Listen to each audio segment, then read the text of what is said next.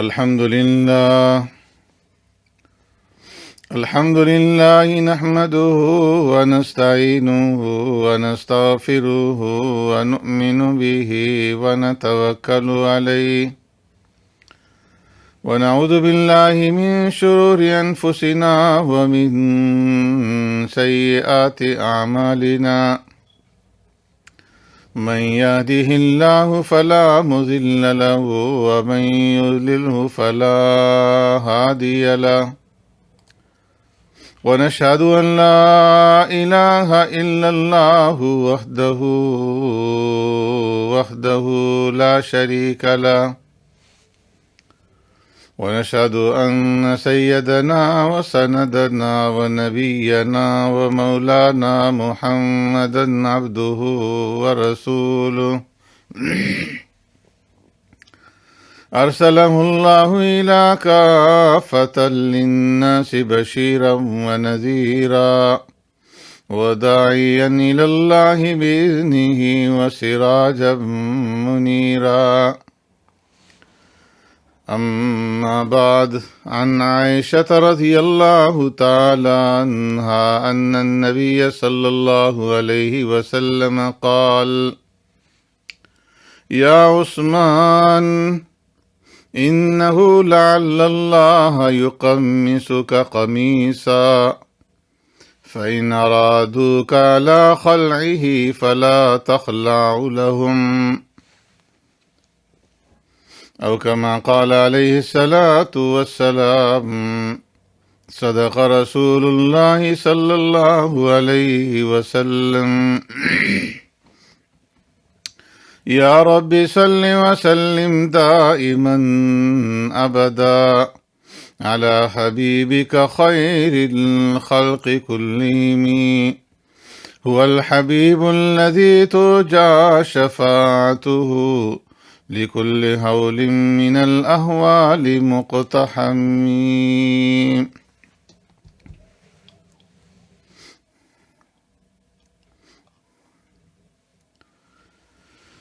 ام المؤمنین سیدہ طاہرہ عائشہ صدیقہ رضی اللہ تعالی عنہا سے روایت ہے، آقا نامدار سرور کائنات رحمت دو عالم صلی اللہ علیہ وسلم نے ارشاد فرمایا: یا عثمان، اے عثمان، انہ لعل اللہ یقمصک قمیصا، امید ہے اللہ تبارک و تعالیٰ تجھے ایک قمیص پہنائے گا۔ فَإِنْ أَرَادُوكَ عَلَى خَلْعِهِ فَلَا تَخْلَعْهُ لَهُمْ،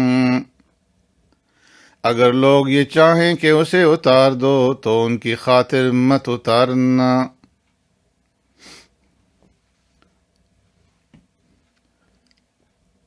میرے معزز سامعین و ناظرین،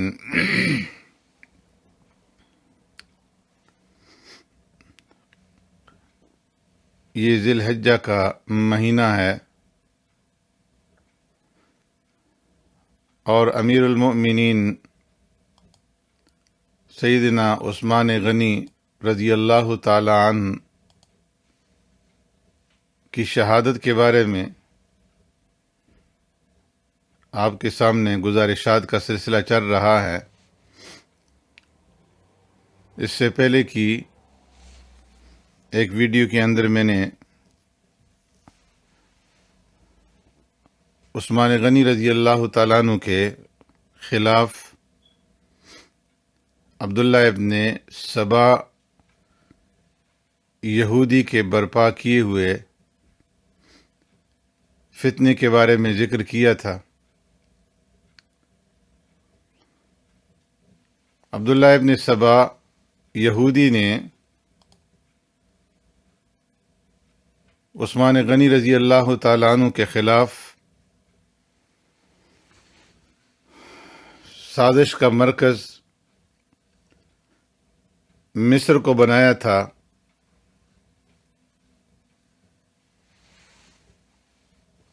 اور اپنی حیرت انگیز سازشانہ قوت سے مختلف الخیال مفسدوں کو ایک مرکز پر متحد کر دیا تھا۔ اور اپنی تحریک کو زیادہ مؤثر بنانے کے لیے اس نے مذہب میں عجیب و غریب اختراعات اور نئی نئی چیزیں شامل کر دی تھیں، اور خفیہ طور پر پورے ملک کے اندر اس کی اشاعت کا سلسلہ اس نے قائم کیا۔ اس وقت جو آپ کو شیعہ فرقہ نظر آتا ہے تو موجودہ شیعہ فرقہ دراصل انہی عقائد پر قائم ہوا ہے۔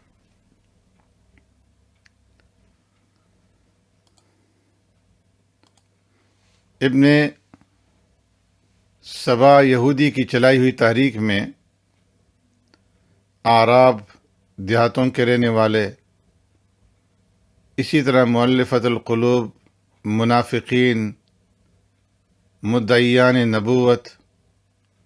مانعین زکوٰۃ اور اس طرح کے لوگ شامل ہو گئے، اور ان شرپسند عناصر نے سیدنا عثمان ابن عفان رضی اللہ تعالیٰ عنہ کے خلاف الزامات کی جو فہرست تیار کی وہ کچھ اس طرح سے تھی کہ جگہ جگہ یہ بات کہنے لگے کہ اللہ کا غضب عثمان ابن عفان نے سعد ابن ابی وقاص، عمرو ابن عاص، مغیرہ ابن شعبہ اور ابو موسیٰ اشعری جیسے جلیل القدر صحابہ اکرام کو ان کے عہدوں سے معزول کر کے ان کی جگہ اپنے خاندان کے ناتجربہ کار نوجوانوں کو نامزد کر دیا، اور پھر اس پر طرفہ تماشا اور مزید یہ کہ ابو ذر غفاری رضی اللہ تعالیٰ عنہ کو ملک بدر کر دیا، عبداللہ ابن مسعود رضی اللہ تعالیٰ عنہ کا وظیفہ بند کر دیا، عمار ابن یاسر رضی اللہ تعالیٰ عنہ پر ناروا سختی کی گئی، جبکہ ان کی اسلام کے لیے قابل قدر خدمات ہیں۔ وہ ہر ملنے والے کو کہتے کہ یہ کتنا بڑا ظلم ہے،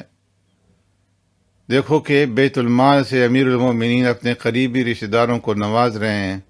کوئی پوچھنے والا نہیں ہے۔ لوگوں کے اندر یہ مشہور کر رکھا تھا کہ مدینہ منورہ میں بقیع الغرقد کی چراگاہ عثمان ابن عفان رضی اللہ تعالیٰ عنہ نے اپنے جانوروں کے لیے مخصوص کر لی ہے اور عوام کے لیے اس کے دروازے بند کر دیے ہیں۔ یہ کہاں کا انصاف ہے؟ بنو امیہ کا کوئی افسر بالا اگر کسی غلطی کا مرتکب ہوتا ہے اسے کچھ نہیں کہا جاتا، اس سے باز پرس نہیں کی جاتی، اس کی سرزنش نہیں کی جاتی، مجرموں پر شرعی حدود نافذ کرنے میں مجرمانہ غفلت برتی جاتی ہے۔ اسی طریقے سے کہتے کہ دیکھو عثمان ابن عفان کا چچا حکم بن عاص رضی اللہ تعالیٰ عنہ کو رسول اقدس صلی اللہ علیہ وسلم نے طائف میں نظر بند کر دیا تھا، اور اس نے اپنے دور خلافت میں اسے مدینہ منورہ میں رہائش اختیار کرنے کا موقع فراہم کیا، اور اسے بیت المال سے معقول رقم جو ہے فراہم کی جا رہی ہے۔ لوگوں سے کہا جاتا تھا کہ لوگوں آنکھیں کھولو، عثمان ابن عفان نے دین میں مداخلت کی جسارت کی ہے، اور رسول اللہ صلی اللہ علیہ وسلم، ابوبکر صدیق رضی اللہ تعالیٰ عنہ اور عمر ابن خطاب رضی اللہ تعالیٰ عنہ ہمیشہ حج کے موقع پر منا میں نماز قصر ادا کرتے رہے، لیکن اس نے منا کے اندر پوری نماز ادا کی اور اپنی منمانی کی اور سنت کو ترک کیا۔ یہ تمام کے تمام الزامات ان فتنہ پرور افراد کی پراگندہ ذہنیت کی اختراع تھی، جو انہوں نے بڑے منصوبہ بندی کے ساتھ پورے ملک کے اندر پھیلائے، اور ان میں سے کوئی ایسا الزام نہ تھا جس کا امیر المؤمنین حضرت عثمان غنی رضی اللہ تعالیٰ عنہ نے ارتکاب کیا ہو۔ امیر المؤمنین عثمان غنی رضی اللہ تعالیٰ عنہ کے تمام حکومتی اقدامات اخلاص اور نیکنیتی پر مبنی تھے۔ وہ خود دولت مند تھے اور کسی قریبی رشتہ دار کو مالی امداد وہ اپنی جیب سے ادا کرتے تھے۔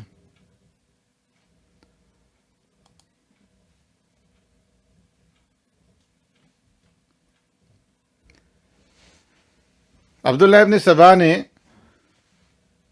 حکمت عملی سے ان اختلافات سے قطع نظر کر کے سب کو ایک مقصد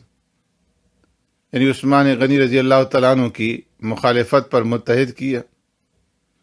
تمام ملک کے اندر اپنے سفیر پھیلا دیے اور ہر جگہ فتنے کی آگ جو ہے بھڑکا دی، بدامنی پیدا کرنے کی کوشش کی، اور اس مقصد کے لیے جو اس کے کارندے تھے ان کو اس نے کہا کہ تم میری ان ہدایات کے اوپر عمل کرو کہ بظاہر متقی اور پرہیزگار بننا لوگوں کے سامنے، اور لوگوں کو واعظ اور نصیحت کے ذریعے سے اپنا معتقد بنانا، اور جو عمال ہیں، حکام ہیں، گورنر ہیں، ذمہ داران ہیں، حکومت ہیں، عہدیداران ہیں، ان کو تنگ کرنا، ان کے اوپر الزامات لگانا اور ہر ممکن طریقے سے ان کو بدنام کرنے کی کوشش کرنا، اور ہر جگہ امیر المؤمنین کے کنبہ پروری اور نا انصافی کی داستان مشتہر کرنا۔ چنانچہ عبداللہ ابن سبا کے ان کارندوں نے بڑی مستعدی کے ساتھ ان طریقوں پر عمل کیا، یہاں تک کہ ولید ابن عقبہ والی کوفہ پر شراب خوری کا الزام لگایا گیا اور اس پر حد بھی جاری کی گئی، جو اسی سازش کا نتیجہ تھی۔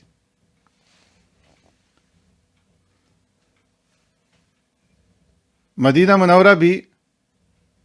مفسدین سے خالی نہیں تھا، اور کبار صحابہ اکرام رضوان اللہ تعالیٰ عنہم اجمعین حضرت عثمان غنی رضی اللہ تعالیٰ عنہ کے ساتھ تھے، اس لیے علانیہ طور پر مدینہ منورہ کے اندر اس جماعت کا اثر ظاہر نہ ہو سکا۔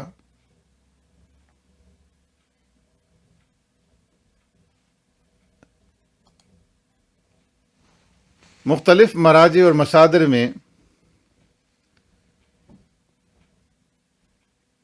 تاریخی نصوص سے یہ بات واضح ہوتی ہے کہ عثمان غنی رضی اللہ تعالیٰ عنہ نے ان کے فتنے کا مقابلہ کرنے کے لیے مختلف اسلوب اختیار کیے۔ عبداللہ ابن سبا نے جو اپنے تربیت یافتہ کارندے اور تربیت یافتہ فوجی مختلف صوبوں کے اندر بھیج رکھے تھے،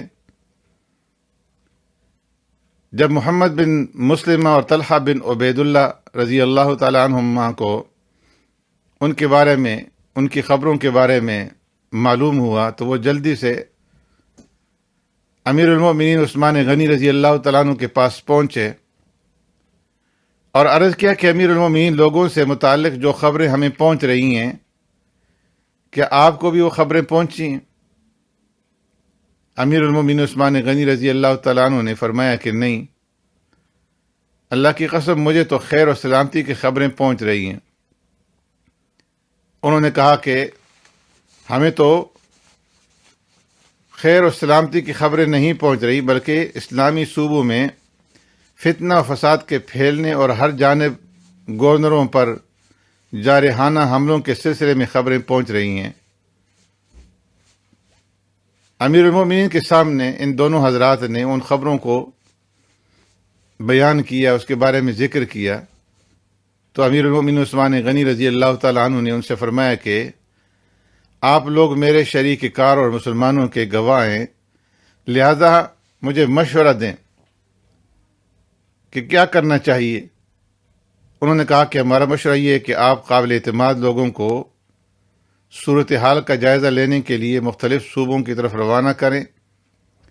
تاکہ وہ آپ کے سامنے صوبوں کے حالات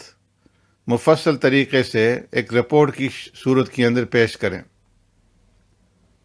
عثمان غنی رضی اللہ تعالیٰ عنہ نے ان کی اس خبر کے اوپر کارروائی شروع کی، اور صحابہ اکرام رضوان اللہ تعالی علیہم اجمعین میں سے کچھ ایسے لوگوں کا انتخاب کیا کہ جن کے صدق و تقوی اور جن کے زہد اور ورع اور نصیحت اور خیر خواہی پر کسی کو شک نہیں ہو سکتا تھا۔ آپ نے محمد بن مسلمہ رضی اللہ تعالیٰ عنہ کو، جنہیں فاروق اعظم رضی اللہ تعالیٰ عنہ نے صوبوں میں گوردنوں کی جانچ اور احتساب کے لیے مقرر کیا تھا، اسامہ بن زید رضی اللہ تعالیٰ عنہ کو،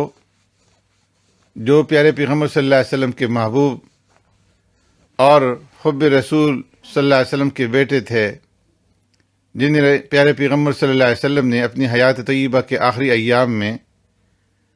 رومیوں کے مقابلے میں سپہ سالار اعظم بنا کر کے روانہ کرنے کا حکم دیا تھا، اور فرمایا تھا کہ انفذوا بعث اسامہ کے لشکر کی روانگی کو یقینی بناؤ، اور عمار ابن یاسر رضی اللہ تعالیٰ عنہ کو، جو اسلام کی طرف سبقت کرنے والے اور عظیم مجاہد تھے، اسی طرح حضرت عبداللہ ابن عمر رضی اللہ تعالیٰ عنہ کو، جو انتہائی متقی اور زہد اور تقوی کے حامل اور فقیہ تھے، ان تمام حضرات کو امیر المؤمنین عثمان غنی رضی اللہ تعالیٰ عنہ نے منتخب فرمایا، اور محمد بن مسلمہ رضی اللہ تعالیٰ عنہ کو کوفہ کی طرف، اسامہ بن زید رضی اللہ تعالیٰ عنہ کو بصرہ کی طرف، اور عمار ابن یاسر رضی اللہ تعالیٰ عنہ کو مصر کی جانب، اور عبداللہ ابن عمر رضی اللہ تعالیٰ عنہ کو شام کی طرف روانہ کیا۔ اور ان میں سے ہر ایک کے ساتھ لوگوں کی ایک جماعت روانہ کی، ان تمام حضرات کو بڑے بڑے صوبوں کی طرف روانہ کیا، اور عمار ابن یاسر رضی اللہ تعالیٰ عنہ کے علاوہ اپنی ذمہ داری مکمل کر کے مدینہ منورہ تمام حضرات واپس ہوئے۔ عمار ابن یاسر رضی اللہ تعالیٰ عنہ مصر میں کچھ دیر کے لیے رک گئے اور پھر واپس ہوئے۔ یہ تمام حضرات مختلف صوبوں کے اندر جانے کے بعد اور وہاں کی لوگوں سے حالات کی تحقیق کرنے کے بعد انہوں نے ایک رپورٹ اپنی اپنی طرف سے مرتب کر کے امیر المؤمنین عثمان غنی رضی اللہ تعالیٰ عنہ کے سامنے پیش کی، اور انہوں نے اپنی رپورٹ کے اندر کہا کہ لوگوں نے کوئی ناپسندیدہ اور قابل گرفت چیز کا اظہار نہیں کیا ہے، مسلمانوں نے کوئی ناپسندیدہ اور قابل گرفت چیز محسوس نہیں کی ہے۔ ہم جس طرف بھی گئے ہم نے یہی پایا کہ امراء اور گورنر لوگوں کے درمیان عدل اور انصاف قائم کیے ہوئے ہیں، اور عدل و انصاف کا پورا اہتمام کرتے ہیں، اور لوگ اپنے اپنے حکام سے، اپنے گورنروں سے، اپنے امراء سے خوش ہیں۔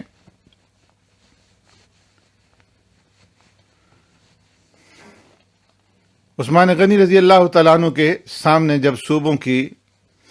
یہ رپورٹ پیش کی گئی تو ساری حقیقت آپ کے سامنے آ گئی کہ کوئی ایسی بات نہیں ہے کہ جس کی بنیاد پر امراء اور گورنروں کو معزول کیا جائے، جس کا پروپیگنڈا کیا جا رہا تھا، اور لوگ خیر و عافیت سے ہیں، ہر طرف سے عدل اور انصاف کی اور خیر و برکت کی اور امن و امان اور سکون کی خبریں آ رہی ہیں۔ امیر المؤمنین عثمان غنی رضی اللہ تعالیٰ عنہ کی طرف سے بھی لوگ مطمئن ہیں، اور ہر قضیے میں عدل و انصاف وہ کرتے ہیں،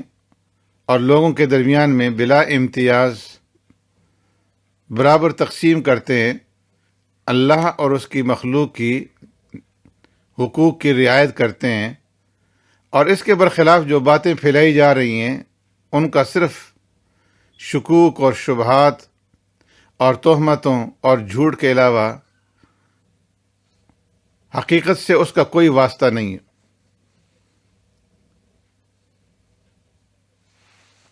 امیر المؤمنین عثمان غنی رضی اللہ تعالیٰ عنہ کے سامنے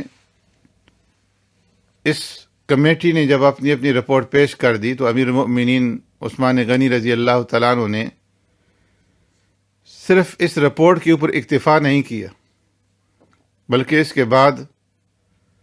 امیر المؤمنین عثمان غنی رضی اللہ تعالیٰ عنہ نے مختلف صوبوں کے باشندوں کے نام خطوط روانہ کیے،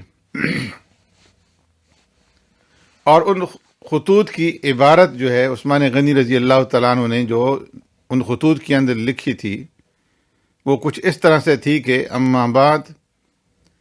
میں ہر موسم حج میں امراء اور عمال کو طلب کرتا ہوں، اور جب سے میں نے زمام خلافت سنبھالی ہے، امت کو امر بالمعروف اور نہی عن المنکر کرنے کی مکمل آزادی ہے۔ میرے یا میرے کسی عامل کے خلاف کوئی مطالبہ کیا جاتا ہے تو میں اسے پورا کرتا ہوں،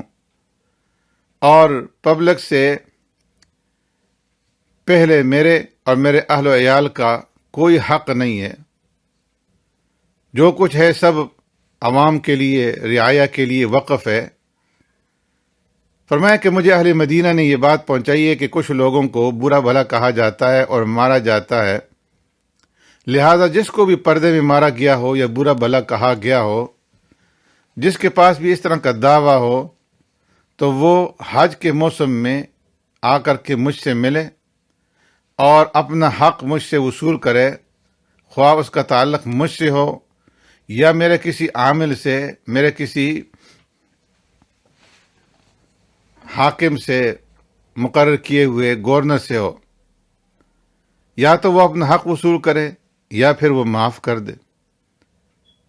اس لیے کہ اللہ تبارک و تعالی معاف کرنے والوں کو پسند فرماتے ہیں۔ عثمان غنی رضی اللہ تعالیٰ عنہ کی طرف سے جب یہ لکھا ہوا خط مختلف صوبوں کے اندر عوام کو سنایا گیا تو فرمایا کہ لوگ جو ہے رونے لگے اور عثمان غنی رضی اللہ تعالیٰ عنہ کے لیے دعائیں کرنے لگے، اور کہنے لگے کہ امت میں شر ظاہر ہونے لگا ہے۔ کیا دنیا اس 80 سالہ بوڑھے شخص سے اس سے زیادہ اور اس سے اعلی عزم اور حوصلہ کی بات سننا چاہتی ہے، جبکہ وہ اس عمر کے اندر بھی مظالم کی تحقیق اور جائزہ سے متعلق اس قوت کے ساتھ اور اس جوش کے ساتھ بات چیت کر رہے ہیں، اور لوگوں کو عدل و انصاف مہیا کر رہے ہیں۔ عثمان غنی رضی اللہ تعالیٰ عنہ نے صرف اسی پر اکتفا نہیں کیا کہ امانت دار تحقیقاتی کمیٹی لوگوں کے حالات کا جائزہ لینے کے لیے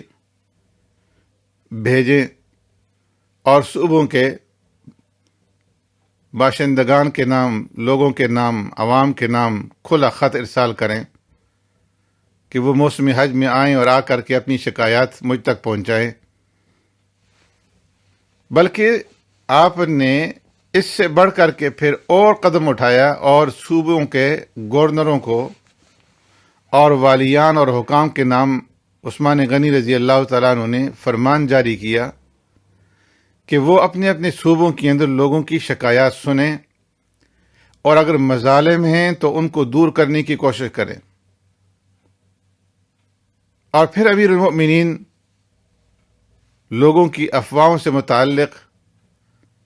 گورنروں سے دریافت کرتے ہیں اور ان سے پوچھتے ہیں کہ تم اپنی اپنی رائے دو اور اپنا مشورہ دو۔ امیر المؤمنین عثمان غنی رضی اللہ تعالیٰ عنہ نے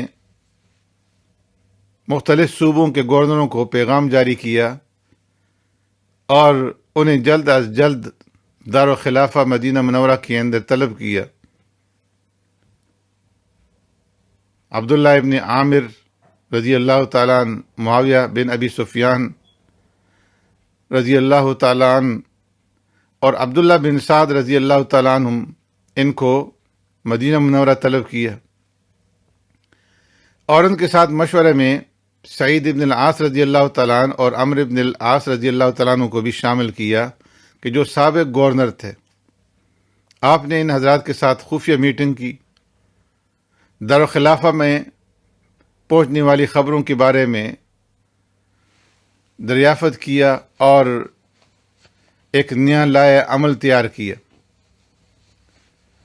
عثمان غنی رضی اللہ تعالیٰ عنہ نے ان سے پوچھا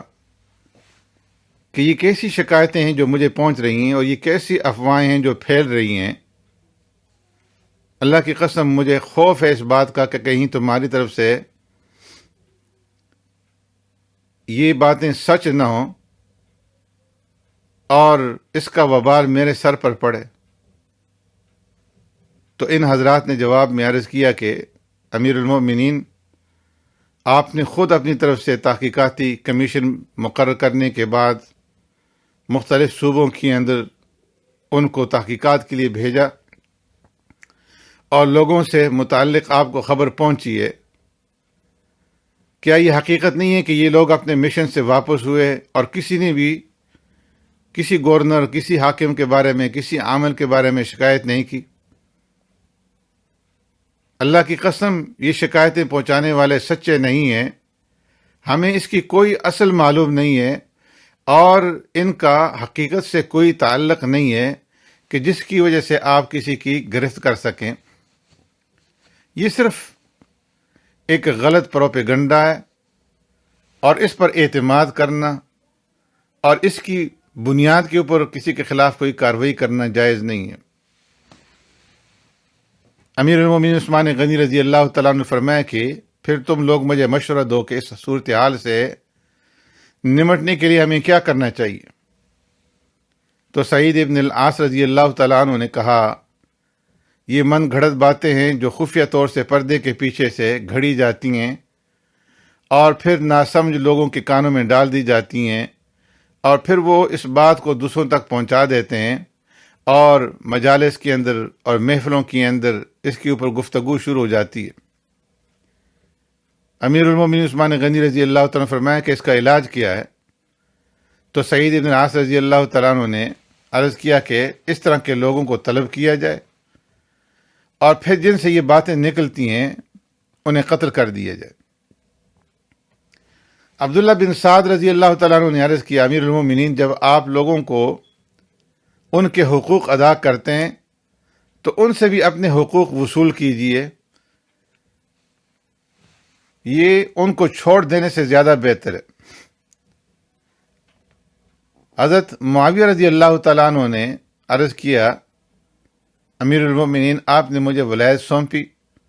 تو میں ایسے لوگوں پر والی ہوں جن کی طرف سے آپ کے پاس خیر ہی کی خبریں پہنچی ہیں، اور رہی باقی ان دو حضرات کی بات، یعنی عبداللہ بن سعد اور عبداللہ ابن عامر رضی اللہ تعالیٰ عنہ، تو یہ بھی اپنے اپنے صوبوں سے متعلق زیادہ جانتے ہیں۔ عثمان غنی رضی اللہ تعالیٰ عنہ نے فرمایا کہ ایسی صورت میں کیا مشورہ ہے؟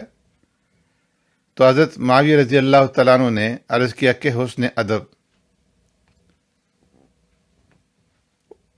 حضرت عثمان غنی رضی اللہ تعالیٰ عنہ نے حضرت عمر سے فرمایا کہ اے عمر، تمہاری کیا رائے ہے؟ تو عمر ابن العاص رضی اللہ تعالیٰ عنہ نے کہا، امیر المومنین، میں دیکھتا ہوں کہ آپ ان لوگوں کے ساتھ نرم پڑ گئے ہیں اور ان سے خوش اور راضی ہیں، حالانکہ جتنا عمر رضی اللہ تعالیٰ عنہ ان کے ساتھ کرتے تھے اس سے زیادہ آپ ان کے ساتھ کرتے ہیں۔ میری رائے یہ کہ آپ ان کے ساتھ اپنے دونوں ساتھیوں ابو بکر رضی اللہ تعالیٰ عنہ اور عمر رضی اللہ تعالیٰ عنہ کا طریقہ اختیار کیجیے، ان لوگوں کے اوپر سختی کیجیے اور جہاں نرمی کا موقع ہو تو نرمی کیجیے۔ ان لوگوں کے ساتھ سختی مناسب ہے جو لوگوں کو شر پہنچائیں، اور نرمی ان لوگوں کے لیے مناسب ہے جو لوگوں کے خیر خواہ ہوں۔ آپ سبھی کے ساتھ نرمی برتتے ہیں۔ ان مشوروں کو سننے کے بعد عثمان غنی رضی اللہ تعالیٰ عنہ کھڑے ہو گئے، اللہ کی حمد و ثنا بیان کی اور فرمایا کہ آپ حضرات نے جو مجھے مشورے دیے ہیں میں نے سب کو سنا۔ ہر امر کا ایک دروازہ ہے جہاں سے یہ آیا جاتا ہے، اور یہ امر جس کا اس امت پر خطرہ ہے یہ ہو کر کے رہے گا۔ یقیناً اس کا وہ دروازہ جسے بند کر دیا جاتا ہے اس کو نرمی، توجہ اور موافقت کھول دے گی، الا یہ کہ اللہ کے حدود میں ہو، جس میں کوئی عیب نہیں لگا سکتا، پس اگر کسی شے نے اس کو بند کر دیا تو اللہ کی قسم وہ ضرور کھولا جائے گا، اور کسی کا میرے خلاف کوئی حق نہیں ہے، اللہ کو خوب معلوم ہے۔ لوگوں کو خیر پہنچانے میں کوئی کوتاہی نہیں کرتا ہوں، اور نہ ہی میں اپنے نفس کو ترجیح دیتا ہوں۔ اللہ کی قسم، فتنہ کی چکی چلنے والی ہے۔ عثمان کے لیے خوشخبری ہے اگر وہ مر گیا اور اس کو حرکت نہ دی۔ لوگوں کے ساتھ نرمی کرو، لوگوں کے حقوق ادا کرو اور انہیں معاف کرو، اور جب اللہ کے حقوق پامال ہوں تو پھر اس کے اندر مداہنت سے کام نہ لو، اس کے اندر پھر نرمی سے کام نہ لو۔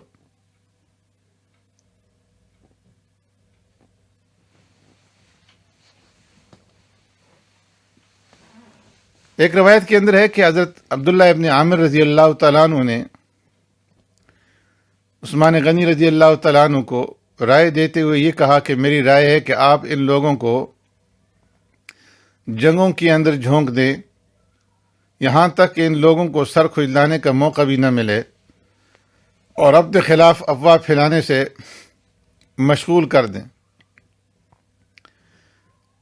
عثمان غنی رضی اللہ تعالیٰ عنہ نے فتنہ فساد برپا کرنے والوں پر سختی کرنے اور انہیں قید یا قتل کرنے سے منع کر دیا، اور ان کے ساتھ نرمی اور بھلائی کا معاملہ کرنے کا فیصلہ کیا۔ آپ نے اپنے گورنروں کو حکم دیا کہ وہ اپنے اپنے علاقوں کی طرف واپس لوٹ جائیں اور فتنہ فساد کے مقابلے کے لیے ایسا طریقہ کار اختیار کریں جس کا انہوں نے اعلان کیا ہے۔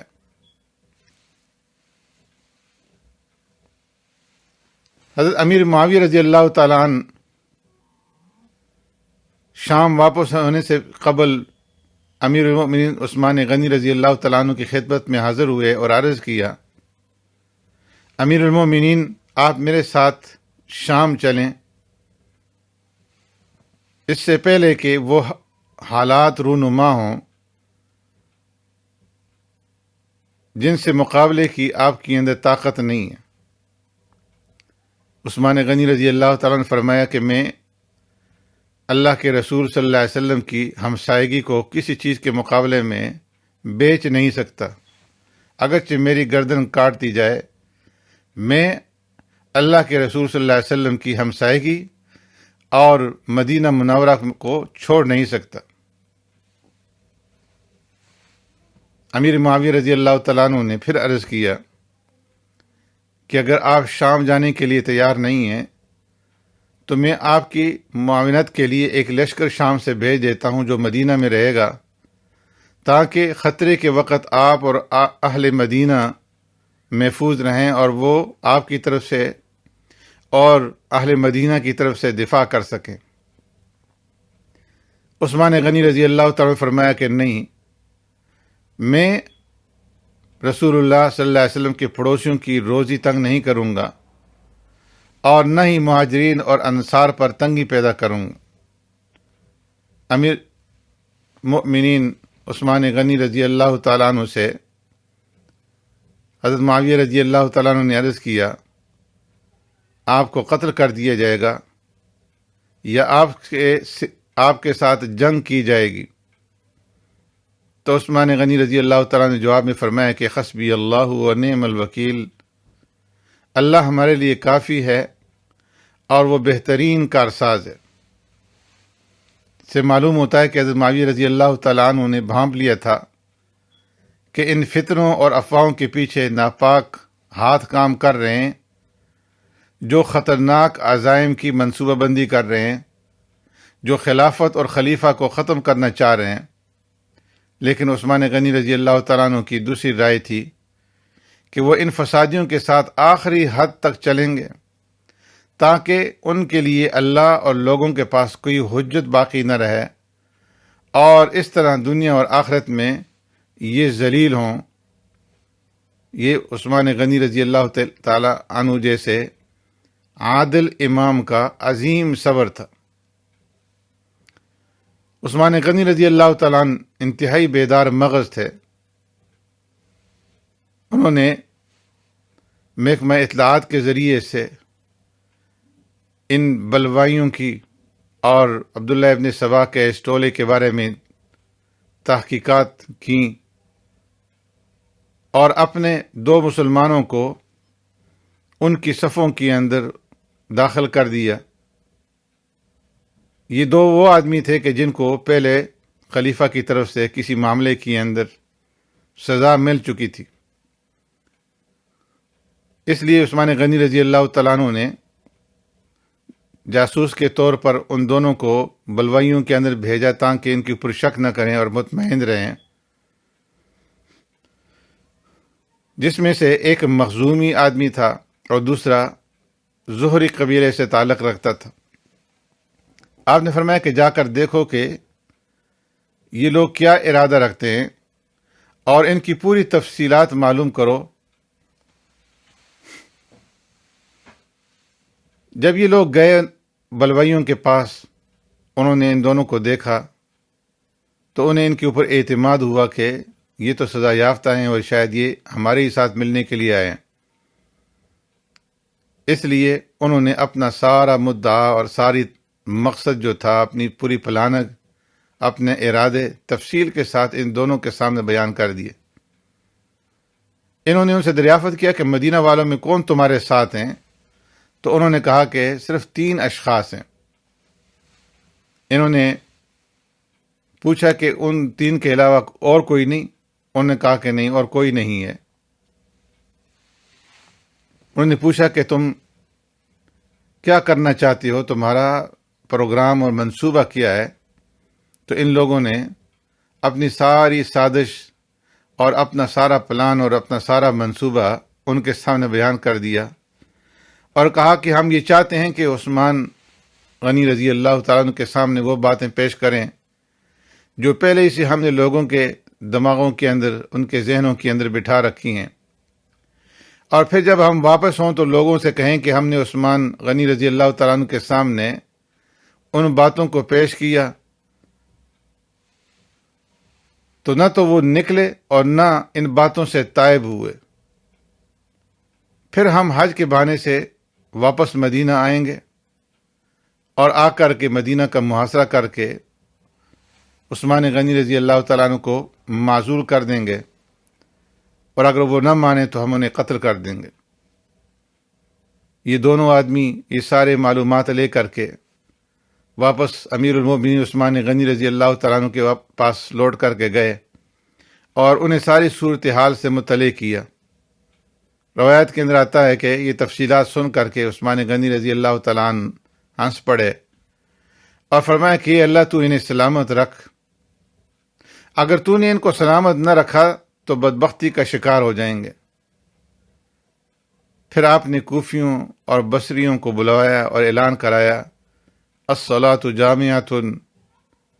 یہ لوگ آپ کے پاس ممبر سے قریب جمع ہو گئے۔ صحابہ اکرام اعلان سن کر کے مسجد میں جمع ہو گئے۔ عثمان غنی رضی اللہ تعالیٰ عنہ نے ممبر پر چڑھ کر کے اللہ کی حمد و ثنا بیان کی، اور پھر اہل مدینہ کو ان دونوں حضرات نے جو معلومات آ کر کے پہنچائی تھی ان تمام تفصیلات سے آگاہ کیا، اور بتایا کہ ان لوگوں کے ان بلوائیوں کے کیا ارادے ہیں، کیا ان کے مذموم مقاصد ہیں، اور یہ بتایا کہ یہ لوگ میرے خلاف خروج کرنے کے لیے تیار ہیں، اپنے خلیفہ کی برطرفی یا اسے قتل کرنا چاہتے ہیں۔ اور پھر یہ دونوں اشخاص جو ان سبائیوں کے پاس گئے تھے، یہ کھڑے ہوئے اور انہوں نے ساری تفصیلات بیان کی اور لوگوں کے سامنے شہادت دی، تو تمام مسلمانوں نے یک زبان ہو کر کہا کہ امیر المومنین، ان لوگوں کو قتل کر دیجئے، کیونکہ یہ امیر المومنین کے خلاف خروج کرنا چاہتے ہیں، بغاوت کرنا چاہتے ہیں، اور مسلمانوں کے درمیان میں اختلاف پیدا کرنا چاہتے ہیں۔ امیر المومنین عثمان غنی رضی اللہ تعالیٰ عنہ نے ان کے مطالبے کو رد کر دیا اور فرمایا کہ یہ لوگ بظاہر مسلمان ہیں اور میری عوام میں سے، میری رعیت میں سے ہیں، میں یہ نہیں پسند کرتا کہ کل لوگ یہ کہیں کہ عثمان غنی رضی اللہ تعالیٰ عنہ نے اپنے مخالف مسلمان بھائیوں کو قتل کر دیا۔ اس لیے عثمان غنی رضی اللہ تعالیٰ عنہ نے ان کے اس مطالبے کو رد کرتے ہوئے فرمایا، ہم انہیں قتل نہیں کریں گے، بلکہ ہم ان لوگوں سے درگزر کریں گے اور اپنی طاقت بھر ان کی رہنمائی کریں گے۔ کسی بھی مسلمان کو ہم قتل نہیں کریں گے، الا یہ کہ وہ کسی ایسی حد کا ارتکاب کرے جو قتل کو واجب کرتی ہو، یا کوئی مرتد ہو جائے